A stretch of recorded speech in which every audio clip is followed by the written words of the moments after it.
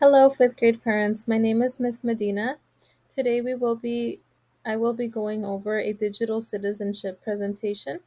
We'll be talking about what it is and what it looks like in our fifth grade classroom. But before I get started, I want to let you know that I'm so excited to work with all of you this year, especially with your students. I can't wait to grow and learn alongside with them as well as with you. So to get started, let me tell you what we will be talking about today. I will begin our presentation by talking about digital citizenship. I will let you know what it is. Then we'll talk about our fifth grade curriculum. So in this section of the presentation, I will be explaining what are some of the lessons we do and what are some skills that students develop in these lessons. And lastly, we will be wrapping up with an at-home application. So in this section, you will learn how you can reinforce these skills at home alongside with your student. So, to begin, let's talk about digital citizenship. You might be wondering, well, what is it? Digital citizenship is teaching students how to use technology responsibly. So, now more than ever, more and more our students are becoming more familiar with technology, whether it be a smartphone, an iPad, a computer. And it is being integrated more in the classroom. Students are responsive more to technology. So we really want to make sure that we are targeting these digital citizenship lessons in our class. That way, students learn how to use technology responsibly and also how to be online and communicate with others, whether it be someone that they know in real life or online exclusively in a respectable way, in a safe manner, and most importantly, while being responsible. We really want to make sure that our students are using technology in a safe way that so that they keep themselves and others safe. So, we will be doing lessons on digital citizenship, targeting different areas that we notice can be helpful to our students in an effort to teach them how to be safe online. So let's get into our topics to be covered. Our digital citizenship unit includes 6 different lessons. Our first one is on media balance and well being. Then we will talk about privacy and security. After that, we will talk about our digital footprint and identity online. After that, we will talk about relationships and communication online. We will also have a lesson on cyberbullying, digital drama, and hate speech. And we will wrap up our unit by talking about news and media literacy. Our first lesson, like I mentioned, is on media balance and well being. And the goal of this unit is to teach students about healthy and unhealthy media choices. Um, we really want to reinforce that there are different types of media online, whether it be social media, for example, or a streaming platform such as YouTube, Netflix, or maybe students are using their online devices to complete homework. We want to highlight the differences between these different types of media and show students which ones are healthy choices and which ones are not so healthy choices. Part of this lesson will also be to get students thinking about how much technology they are using within a day.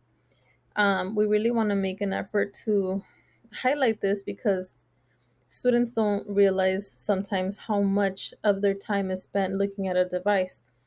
And we really want to make sure that they're targeting and using their time effectively. Okay, let me go on my computer, but I'm going to make sure that I'm doing something productive and something that is going to benefit me, as rather than scrolling on a app for hours and hours. Let me do something useful with that time. And lastly, we're going to create a plan with our students so that they are using media at an age appropriate level, which means that, not spending so much screen time throughout the day and really focusing on using media and technology when it is needed and appropriate to do so. Our second lesson is on privacy and security. We use this lesson to teach students about clickbait and specifically how to spot it. our students are at the age where they are impressible and they are really guided towards accessing information that seems appealing and grabs their attention. So we want to make sure that they are able to identify those clickbait sources and teach them how to avoid it for their safety. Then our next lesson will be on digital footprint and identity. In this lesson, students will talk about gender stereotypes, their online presence, and how gender stereotypes create an unfairness. We really want to use this lesson to teach students that their online presence is something that can be permanent and they should be careful about what they post online. So just use it as a reflection to see what they are sharing with others and to make sure that they are being safe and using social media and streaming platforms and online resources in a safe manner. Our next lesson will be on relationships and communication. In this lesson, we will talk about online friendships, their safety, how to keep them safe specifically, and what are the benefits and risks of having online friendships. This is something that is becoming more and more relevant in this day and age. People are more likely to meet people online, whether it be through an online forum, a social media app, or a video game. And we really want to make sure that our students are engaging with people that they meet online in a safe manner.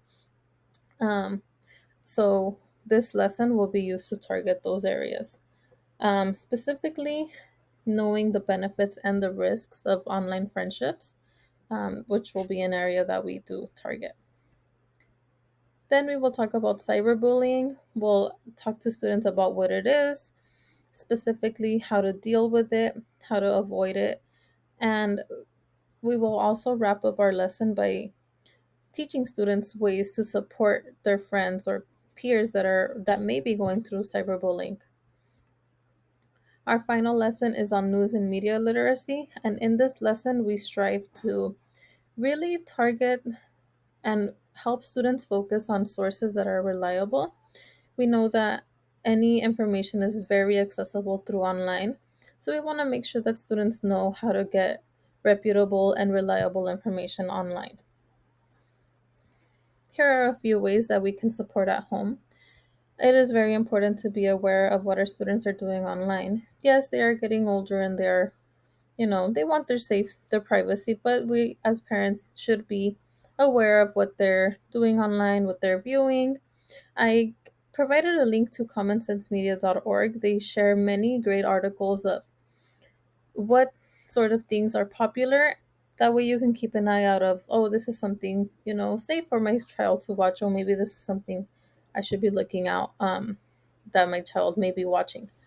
We can also limit it and monitor screen time and also be supportive of our students. We want to make sure that they feel comfortable sharing if there are any issues going on with their online activity.